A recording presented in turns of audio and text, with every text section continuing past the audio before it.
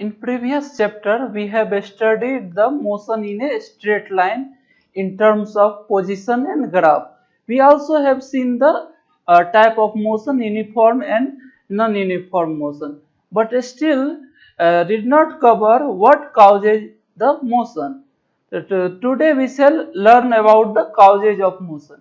I am Swatantra Kumar, faculty of masterbabu.com. I welcome you to the masterbabu.com. Today we shall learn the chapter Force and Laws of Motion, which is of class 9th science, very important chapter of physics. Under this chapter we shall cover following 8 topics. First we shall know what is force and how it is related to motion. Second topic we shall cover the Newton's law of motion, under which we shall learn the first law. Under that we shall cover the inertia of body, inertia and mass. Then after we shall learn the Newton's second law, under which we shall learn the momentum, force and acceleration. Then under third law we shall cover the action and reaction force. And then we shall learn elementary idea of conservation of momentum. तो ये सारा topic हम लोग subsequent video में देखेंगे। तो first video जो आज का वीडियो रहेगा उसमें हम लोग डिस्कस करेंगे force and motion. Now question arises what causes the motion, why does the speed of an object change with time. किसी चीज का मोशन होता है तो उसका कारण क्या है, अपने आप तो मोशन नहीं होने लगता है। अब स्पीड किसी ऑब्जेक्ट का क्यों चेंज होता है टाइम के साथ। Do all motion requires a cause, क्या हर एक मोशन के लिए एक काउज जरूरी है। If so what is the nature of this cause. In this chapter we shall make an attempt to quench all such curiosity. तो इस चैप्टर में हम चाहेंगे कि जितना भी ये सारा क्वेश्चन है उस सारे क्वेश्चन का आपको आंसर मिले ये चैप्टर पढ़ने के बाद। For many centuries the problem of motion and its cause has puzzled scientists and philosophers। तो बहुत सालों से क्या था कि मोशन का प्रॉब्लम जो है, क्या काउज है, ये सब साइंटिस्ट को बहुत माथापच्ची किया है। A ball on the ground when given a small hit does not move forever. एक बॉल को यदि हम ग्राउंड पे थोड़ा सा हीट देते हैं तो वो हमेशा चलता नहीं रहता है। यहाँ देख रहे हैं जाकर के बॉल रुक जा रहा है। यहाँ बॉल चालू हुआ, यदि थोड़ा सा हिट दिए तो फाइनली जाकर के रुक जाएगा। तो ऐसा क्यों होता है। Such observation suggest that rest is the natural state of an object. तो ऐसा ऑब्जर्वेशन हम लोग पाते हैं, कोई चीज मोशन में रहता है, इवन पेंडुलम को यदि हम थोड़ा सा ये करके छोड़ देते हैं तो वो धीरे धीरे रेस्ट में आ जाता है। तो इससे कंक्लूजन ये निकलता है कि रेस्ट जो है वो नेचुरल स्टेट है किसी ऑब्जेक्ट का, और कोई भी ऑब्जेक्ट जो है नेचुरली रेस्ट में रहना चाहता है। This remain the belief until Galileo and Isaac Newton developed an entirely different approach to understand motion.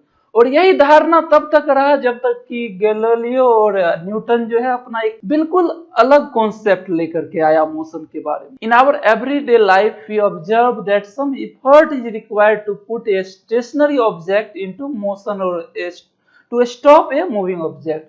अपने हर एक दिन के लाइफ में ऐसा एक्सपीरियंस करते हैं कि किसी स्टेशनरी ऑब्जेक्ट को यदि मोशन में लाना है तो हमको क्या करना पड़ेगा, उस पर सम एफर्ट लगाना पड़ेगा, किसी तरह का पुश या पुल देना पड़ेगा। या कोई चीज चल रहा है, एक बॉल आ रहा है तो उसको रोकने के लिए हमको उस पर फोर्स लगाना पड़ेगा, उस पर एफर्ट लगाना पड़ेगा।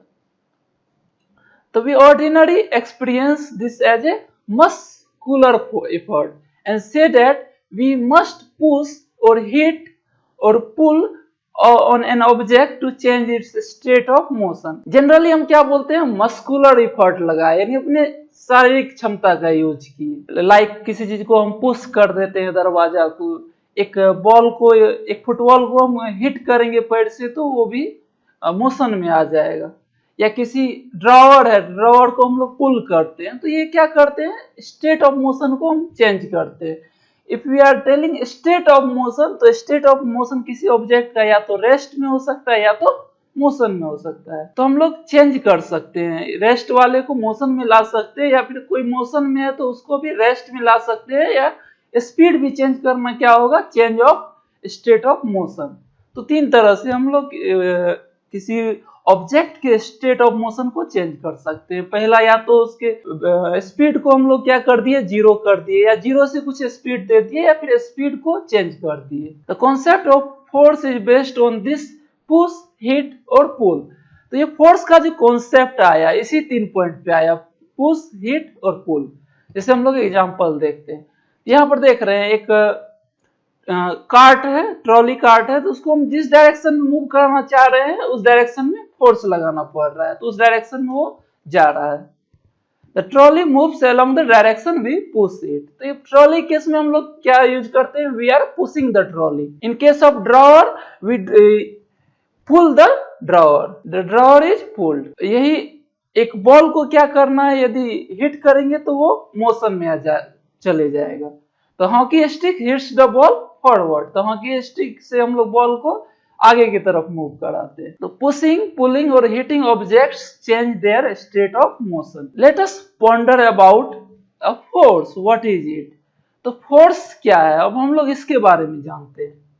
इन fact no one has seen, tested और felt a force, however we always see or feel the effect of a force।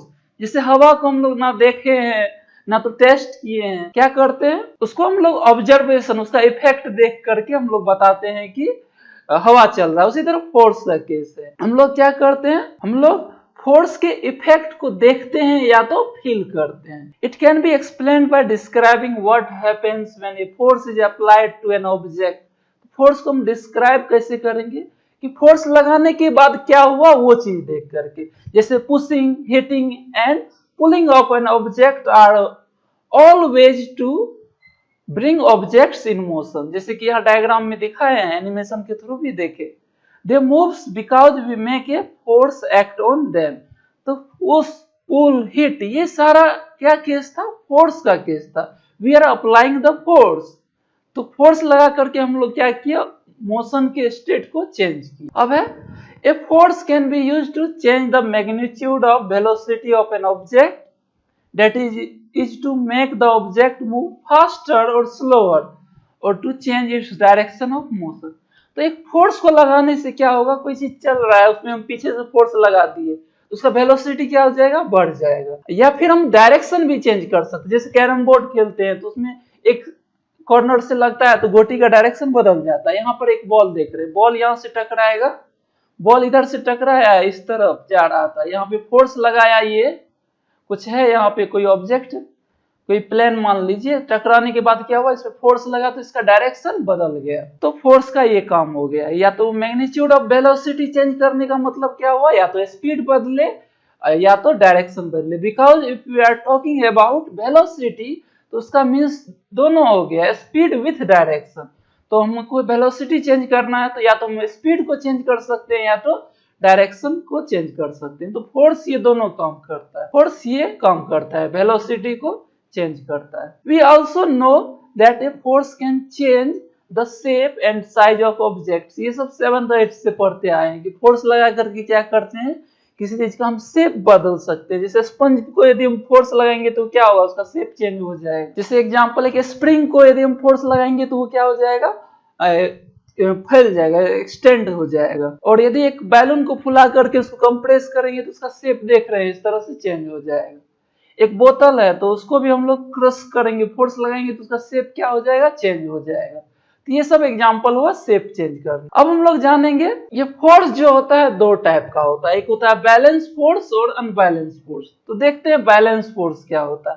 तो यहाँ पर आप एक मेज देख रहे हैं, उस पर एक वुडन ब्लॉक है और इधर एक्स और वाई 2 स्ट्रिंग अटैच किए। तो X and Y that are string that is attached to the opposite faces of the block as shown in the figure. Now if we apply a force by pulling the string X, the block begins to move to the right.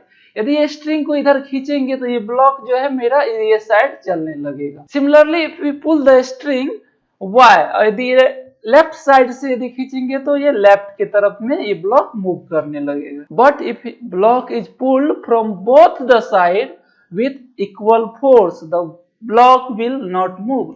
अब दोनों side से यदि same force से खींचेंगे तो क्या देखेंगे, ये मूव नहीं कर रहा है, ये ऑब्जेक्ट जो है मूव नहीं करेगा। तो such forces are called balance force and do not change the state of rest और the motion of an object. इस तरह का फोर्स जो इक्वल और अपोजिट डायरेक्शन में हो, वो क्या बनाएगा, वो बैलेंस फोर्स बनाएगा। तो उस केस में उसका कोई इफेक्ट नहीं होगा, वो स्टेट ऑफ रेस्ट या स्टेट ऑफ मोशन को इफेक्ट नहीं करेगा। तो यहाँ पर ये रेस्ट में ही रह गया, यदि दोनों तरफ से सेम मान के चलो सेम फोर्स लगाएंगे तो क्या हो जाएगा, ये रेस्ट में ही रह जाएगा। Now let us consider a situation in which two opposite force are of different magnitude.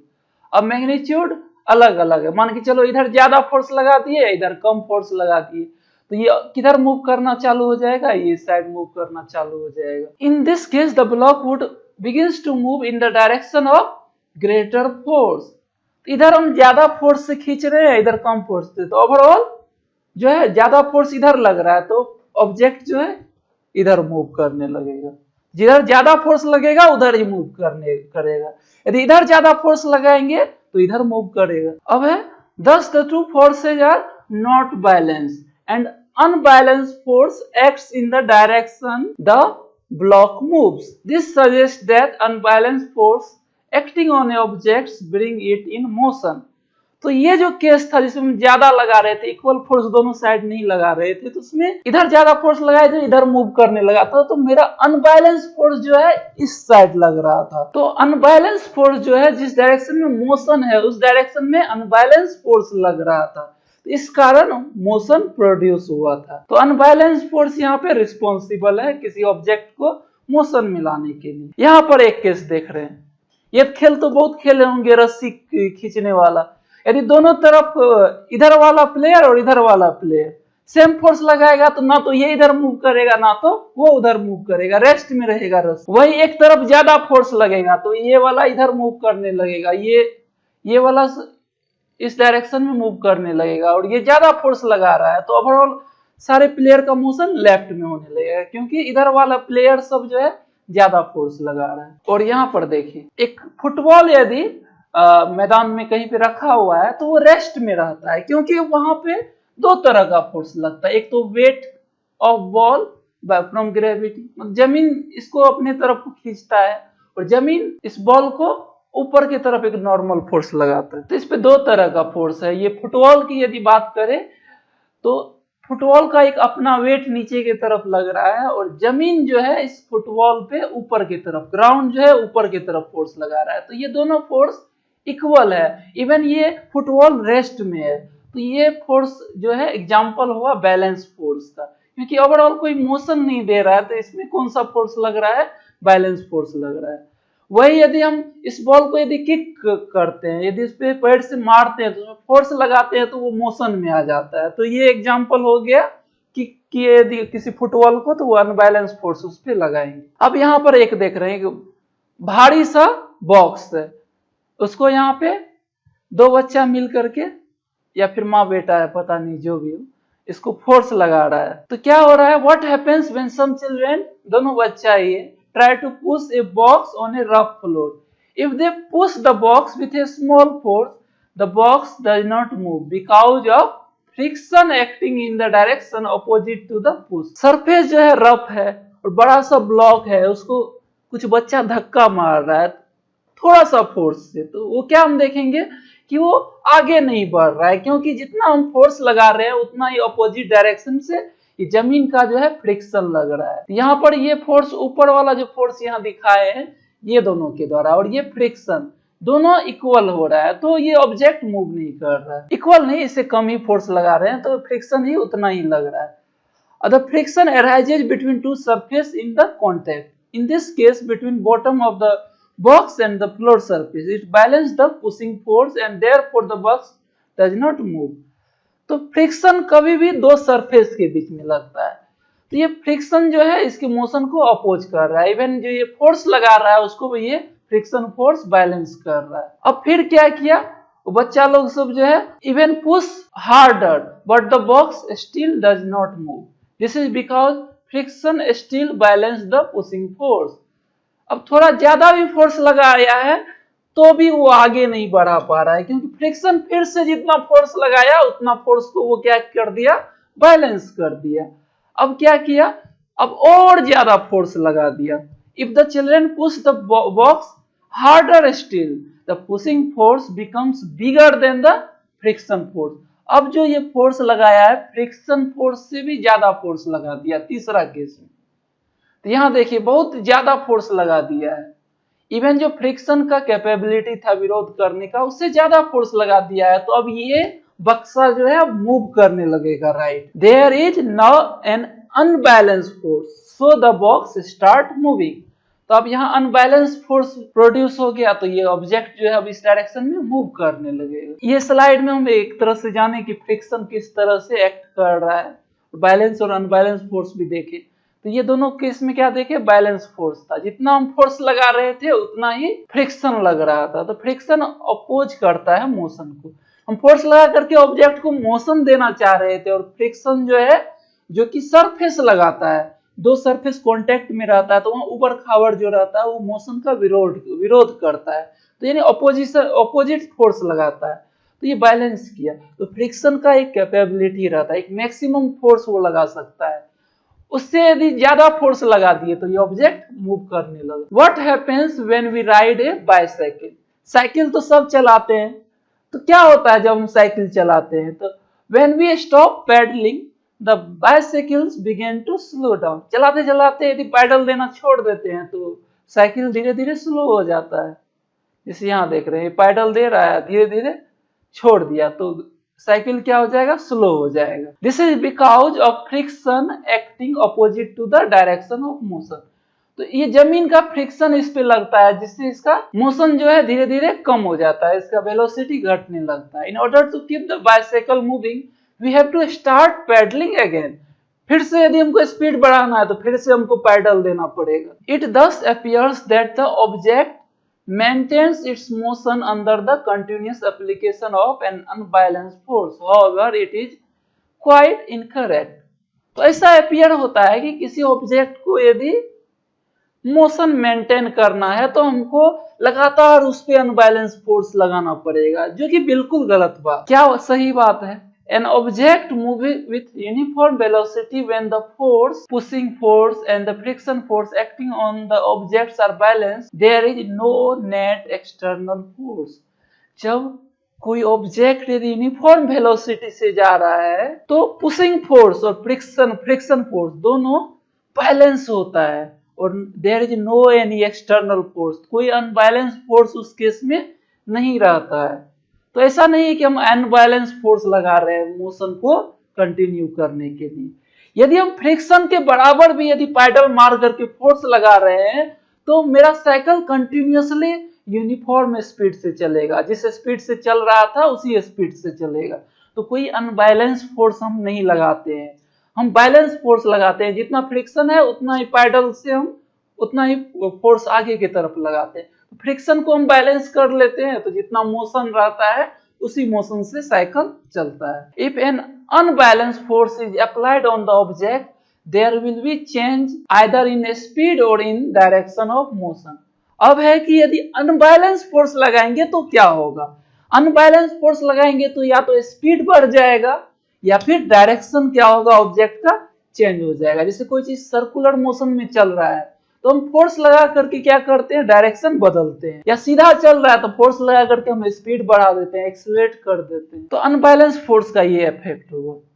तो हम क्या क्या कंक्लूड किए, बैलेंस फोर्स है तो उससे मेरा मोशन में कोई इफेक्ट नहीं पड़ेगा, अनबैलेंस फोर्स है तभी मेरा मोशन में इफेक्ट पड़ेगा। Thus to accelerate the motion of an object an unbalanced force is required and the change in its speed or in direction of motion would continue as long as this unbalanced force is applied. कोई object चल रहा था धीरे धीरे अपना constant speed से, उस पे जाकर के हम पीछे से फोर्स लगाना चालू कर दिए तो उसका स्पीड बढ़ते रहेगा, और इसका स्पीड तब तक बढ़ेगा जब तक हम उस पे अपना अनबैलेंस फोर्स लगा रहे हैं। एक बार अनबैलेंस फोर्स लगाना छोड़ दिए तो फिर वो कांस्टेंट स्पीड से चलेगा। या फिर डायरेक्शन, हम कोई चीज चल रहा है उसको हम फोर्स लगा लगा के डायरेक्शन बदल रहे हैं तो डायरेक्शन वो तब तक बदलेगा जब तक हम अपना अनबैलेंस फोर्स लगाते रहेंगे। However, if the force is removed completely, the object would be continue to move with a velocity it has acquired till then।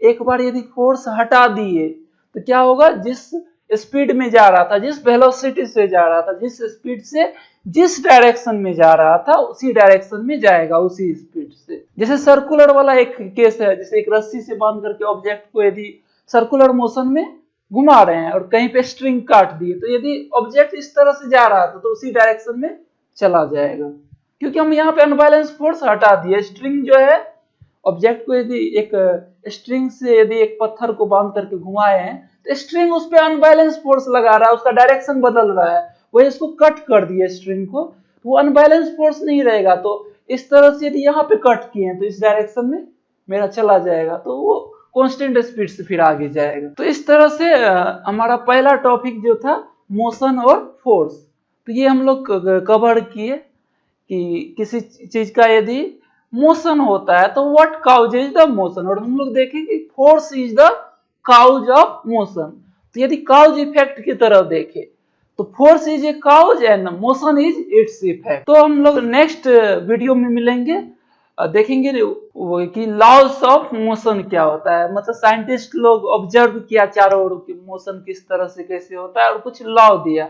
तो गैलीलियो स्टार्ट किया था और गैलीलियो के सोच को मतलब सिस्टमेटिक ढंग से न्यूटन पढ़ करके अपना न्यूटन से लॉ दिया। तो अगले वीडियो में हम मिलेंगे लॉस ऑफ मोशन के साथ। तो तब तक के लिए आप लोग को ये वीडियो देखने के लिए धन्यवाद।